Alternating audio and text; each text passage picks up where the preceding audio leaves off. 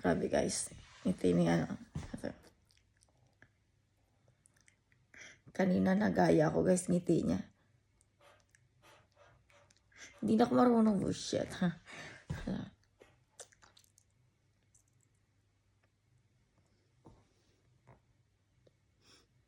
Ayan, mga itsura ka rin.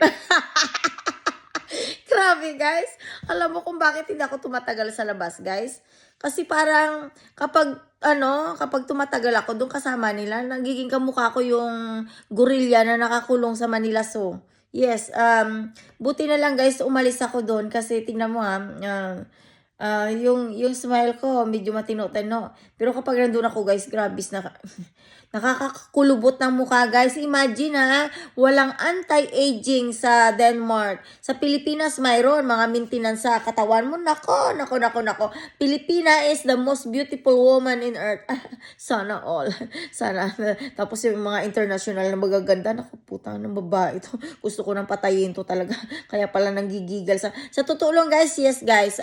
May maganda naman pero kasi sa totoo lang mas magaganda yung mga naglabasa ang babae nung 2023 pero maghahanap ako guys ng mga gusto nilang gusto nyong kidnapin, okay? Kung gusto nyong barilin ng Armalite, barilin nyo ng Armalite.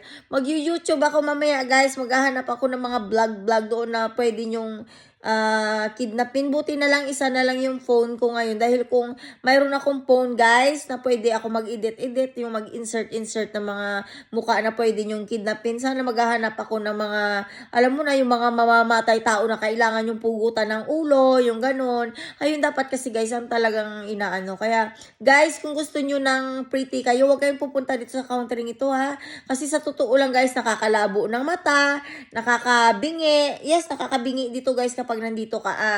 Nakakapipi din guys kasi tinry ko guys maging pipi.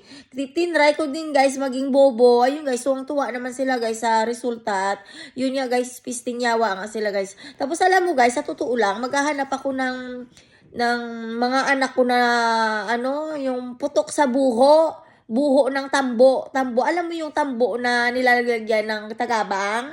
Yun guys, gusto kong hanapin yung mga putok-putok sa buho na mukhang putok at mukhang nog-nog sunog. Baka sakaling pinanganak ko yun nung kapanahunan ng mga demonyo, di ba? Ayun guys, pwede nyong ipakidnap guys tapos ipugutan nyo ng ulo, okay? Maghahanap ako mamaya guys. Tapos alam mo ba guys, kwento ko lang to nakwento lang to. Alam nyo ba yung Halloween ngayon? Uso nga Halloween dito guys kasi sa totoo lang guys, they love Halloween, they love witch too. Kasi sa totoo lang guys, kamukha nila yung witch, kamukha din nila yung Halloween guys. Sa totoo lang yung pag pumunta ka ng magkikwento ko, uupo na ako kasi sinisipag na ako. Ayusin ko muna yung buhok. Alam mo kapag pupunta ka ng museum, dito mo matatagpuan ang mga taong namatay na in 100 years. Pero nasa museum nila guys, pinagpipiestahan. Alam mo guys, sa totoo lang, ayaw kong pumunta ng museum. Yes. Honest is, I've been in museum here because, I've been in school, Danish course that, people or student in school, they allow that they go to museum and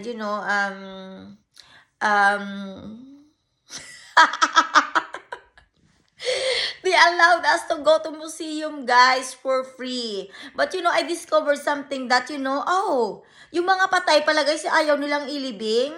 Gusto nila ay pinagpepiestahan, pinagkikitaan. Hindi ko alam guys nung namatay sila nung 1940 na wala pa ang ating mga kaninunununuan sa mundo.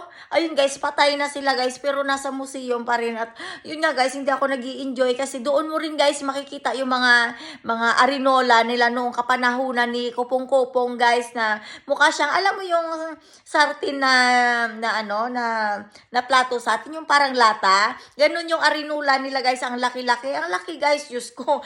Tamang-tama talaga guys sa mga elepanting tao na pag umupo, swak na swak ang kanilang kyapot. Ayun nga guys, alam mo, ang museum dito guys, kung gusto nyo ng kakaibang museum na makita nyo ang patay ng nakahilata sa isang glass na alam mo yung, Diyos ko, Koreanot tigang na tuyot, guys. Doon mo makikita, masusuka ka na lang, guys. Kaya, sa honest, guys, I don't want to go in museum. It's boring and, mga old history nila about, it's not interesting. At doon ko rin, guys, nakita yung hari ng kahari-harian nila, guys, na nagpa-picture-picture doon ng anak ko at ang kaibigan niyang magaling.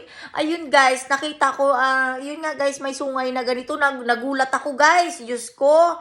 Sa totoo lang, guys, hindi ko alam kung bakit sa kahari-harian ng sa demunyuhan ng mga tao dito, guys, may sungay nga sila, guys. At ang Halloween is the best special para sa kanila. Sinicelebrate nila ang Halloween. Pero sa totoo lang, guys, sinicelebrate naman talaga ang Halloween.